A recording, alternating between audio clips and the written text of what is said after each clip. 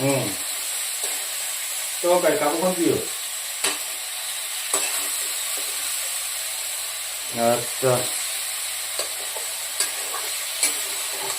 বঢ়িয়া তৰকাৰী।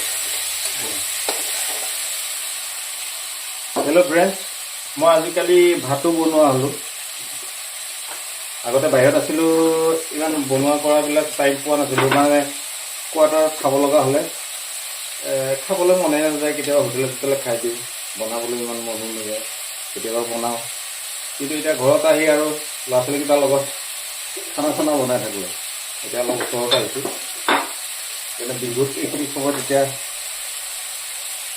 কিবা খাম বুলি ৰ'ব, বিহু বুলি মাছ এটা আনিছিলোঁ, মাছ খাম, মাছ বনাম এতিয়া এইটো বৰালি মাছ।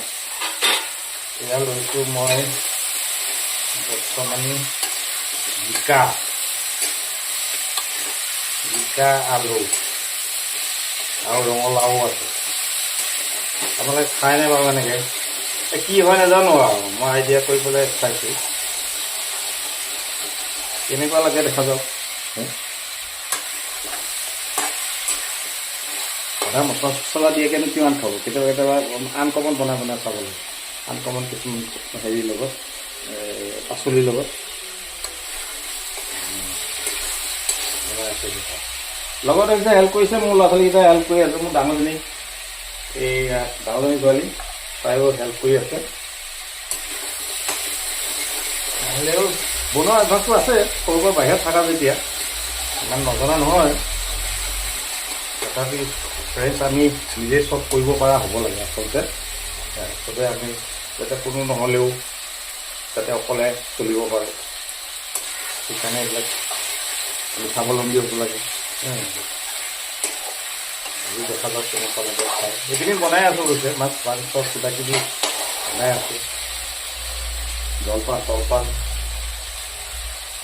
আচ্ছা, আৰু কি আছে, এইটো জলকীয়া মছলা এইটো দিয়া হ'ল ন?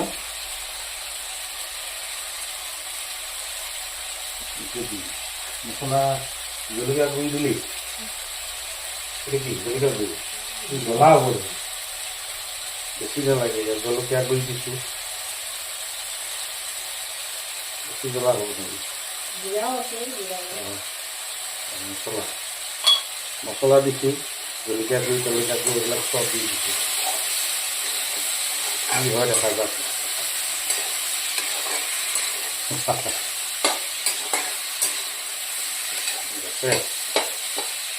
সেইকাৰণে মই সকলোকে কওঁ,